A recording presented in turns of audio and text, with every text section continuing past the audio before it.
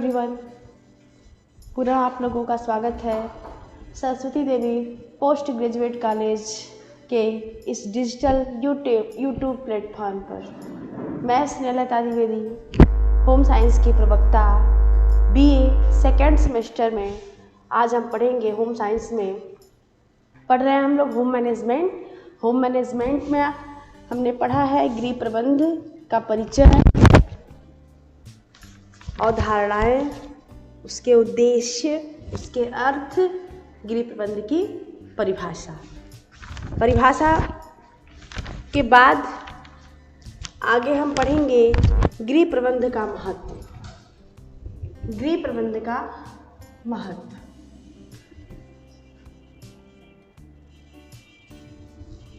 गृह प्रबंध के महत्व के बारे में आइए जानते हैं। सबसे पहले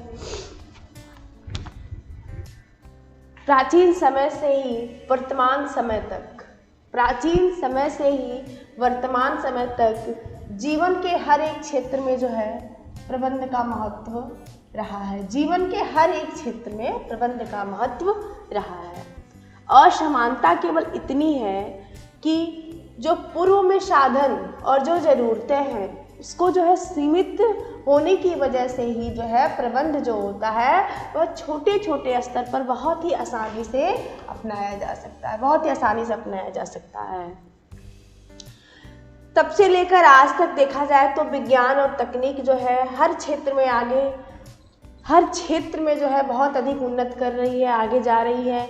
और जो है उन्नत के वजह से ही जो है चुनाव के जो अवसर है उसमें बहुत ही बढ़ोतरी हो रही है। जीवन बहुत ही अधिक कठिन हो गया है तथा औद्योगिक क्षेत्रों की तरह ही पारिवारिक जीवन में भी प्रबंध ज़्यादा महत्वपूर्ण हो गया है। प्राचीन समय से ही परिवार जो है समाज की एक बहुत ही महत्वपूर्ण इकाई रहा है। प्राचीन समय से ही, आज से नहीं, बहुत पहले से ही ये बात कही गई है कि जो परिवार है वह समाज की जो है बहुत ही महत्वपूर्ण इकाई है। इसमें क्या है कि जो प्रकृति में समय के अनुसार क्या होता है, परिवर्तन होता रहता है।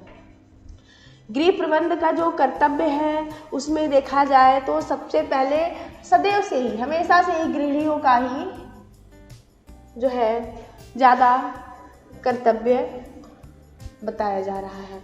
20वीं सदी में देखा गया तो वैज्ञानिकों और तकनीकों की जो उन्नति होती है उसके बाद जो है साधनों की मात्रा में क्या है, अभाव पाया गया है। समय की मांग बढ़ी है, साथ ही गृहिणी के उत्तरदायित्व भी बढ़े हैं। क्या है, समय की मांग बढ़ी है और गृहिणी के जो है उत्तरदायित्व भी बढ़े हैं। अब जो उसका कार्य क्षेत्र है वह केवल घर की सीमाओं तक, घर तक ही सीमित नहीं है। वह गृहिणी का जो कार्य क्षेत्र है वह केवल घर के भीतर ही तक नहीं है, बल्कि वह घर से बाहर भी जो है वह संचालन कर रही है। और उससे संबंधित जो क्रियाएं हैं, संचालन से संबंधित जो क्रियाएं हैं, उसमें बच्चों का जो है पालन पोषण, उनके भोजन, कपड़े की जो व्यवस्था है, अथवा घर की जो साफ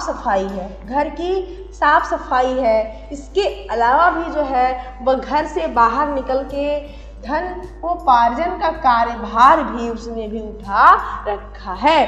कहने का ये मतलब है कि गृहिणी जो है घर से बाहर भी जो है हर क्षेत्र में आगे जा रही है। मतलब बच्चों का पालन पोषण, भोजन, कपड़े की व्यवस्था, घर की साफ सफाई करने के बाद भी जो है वह घर से बाहर निकलकर कोई न कोई कार्य क्षेत्र में वो आगे जा रही है और जो है अपना कार्यभार संभाल रही है। और आज गृहिणी जो है सक्षम है और यह एक अपने जो है कम साधनों से भी जो है मदद से किसी भी परिवार की तरह देखा जाए तो अधिकतम जरूरतों और लक्ष्यों को पूरा करने की जो है वो क्या है, अधिकतम संतुष्टि मिल सके। गृह प्रबंध का अध्ययन जो है एक तरीके से देखा जाए तो एक योग्यता को क्या करता है, विकसित करता है। गृह प्रबंध का अध्ययन योग्यता को विकसित करता है। अधिकतम परिवारों में देखा गया है तो जो छोटे बच्चे होते हैं उनके जो पालन पोषण के कार्य में क्या होता है, सर्वाधिक समय और शक्ति का प्रयोग होता है। अध्ययनों के द्वारा यह भी देखा गया है कि एक शिशु की देखभाल में देख रेख के लिए पूरे दिन में कम से कम 8 घंटे का समय खर्च होता है। एक बच्चे का देखभाल करने में एक दिन की अगर हम बात करते हैं तो हमारा 8 घंटे का समय जो है वो व्यय होता है। आरंभिक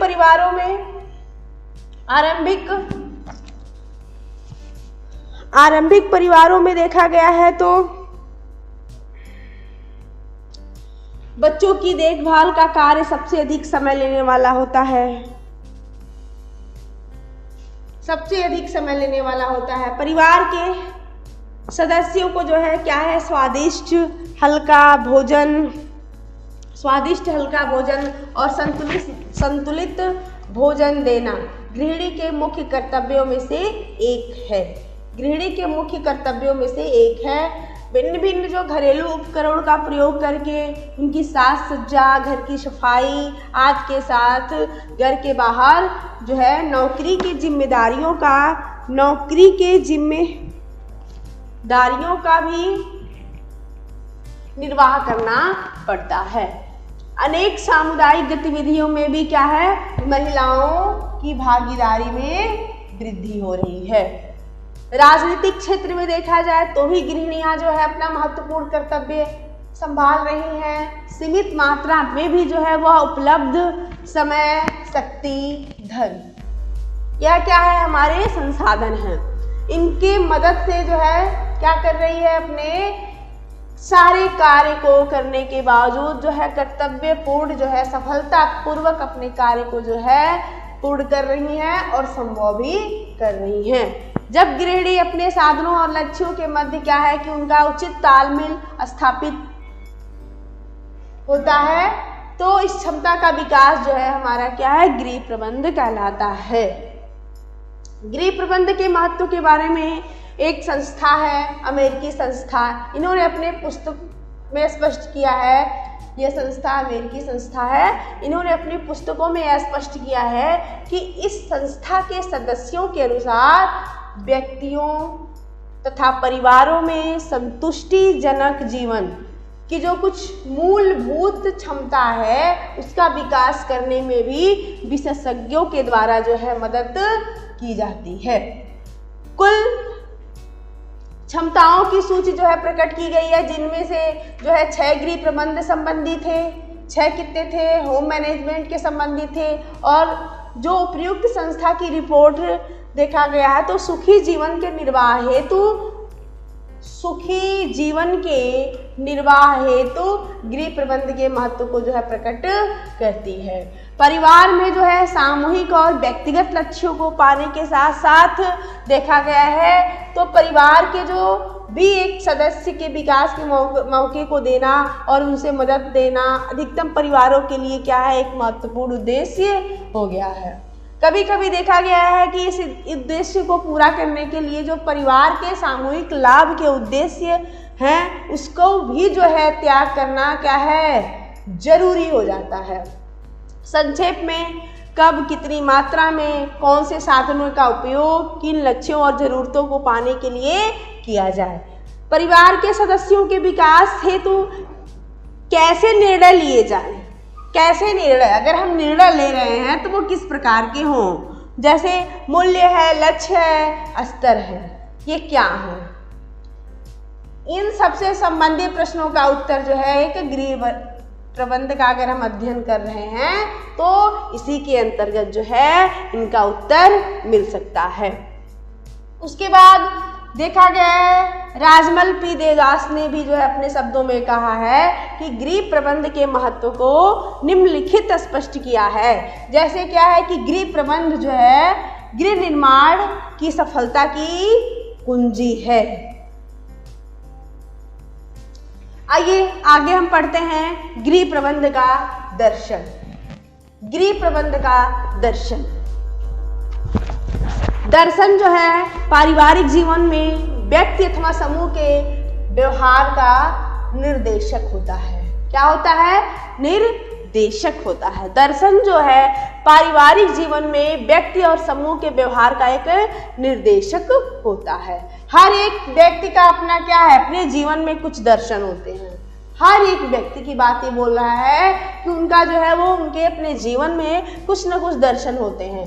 भले ही क्या है कि वह उस रूप में महत्व नहीं देता है, वह उसको महत्व नहीं देता है, लेकिन कुछ व्यक्ति जो होते हैं वह अपने परिवार, अपने दर्शन के प्रति क्या करते हैं, अनुभवों से, वह पारिवारिक स्थितियों और समस्याओं का जो है समाधान करने से जो है जागृत ज्ञान से क्या करते हैं, विकसित करते हैं। कुछ व्यक्ति जो होते हैं वो दर्शन को क्या करते हैं, परंपरा, किससे मानते हैं, परंपराओं से मानते हैं, रीति रिवाज से मानते हैं, उनको अर्जित करने की क्या करते हैं, इच्छा रखते हैं और उन्हें अपने सामाजिक समूह में क्या करते हैं, उनको प्रस्तुत करते हैं। कुछ परिवार जो होते हैं वो जो अपने दर्शन को परंपराओं और रीति रिवाजों से क्या करते हैं, अर्जित करने की इच्छा रखते हैं तथा इन्हें जो है अपने सामाजिक समूहों में जो है प्रस्तुत करते हैं। प्रत्येक परिवार का दर्शन क्या होता है, निर्धारित होता है। परिवार को जो है शुरू करते समय व्यक्ति की क्या होती है, दशा, उसका कुल अनुभव, शैक्षिक पृष्ठभूमि, शारीरिक स्थिति और सामाजिक परंपरा। आगे अगर हम बात करते हैं तो सबसे पहले दर्शन का विकास करना। दर्शन का विकास करना, इसमें क्या है कि कोई भी व्यक्ति जो है दर्शन का अनुभव, कोई भी व्यक्ति है वो दर्शन का अनुभव क्या करता है, माध्यम से, दर्शन के माध्यम से ही विकसित करता है। अनुभव हर एक क्षणों को बना हुआ क्या है, एक भाग है, बना हुआ एक भाग है जो कि जीवन का आधार बनाता है। अनुभव क्या है, जीवन का आधार बनाता है। हमारे घरों में अनुभव, हम अपने घरों में अनुभव लेते हैं, हम अपने जीवन के आसपास व्यक्तियों और पारिवारिक सदस्यों के समूह के साथ घूमना, ये सब क्या है, हमारा अनुभव है। और उससे कुछ जो अभिवृत्तियां लेते हैं, वह क्रियाएं, ये सब उसमें शामिल होता है। जैसे पारिवारिक मनोरंजन, खुशियों में हिस्सा लेना, साधनों की व्यवस्था करना अथवा स्कूल की क्रियाओं में हिस्सा लेना।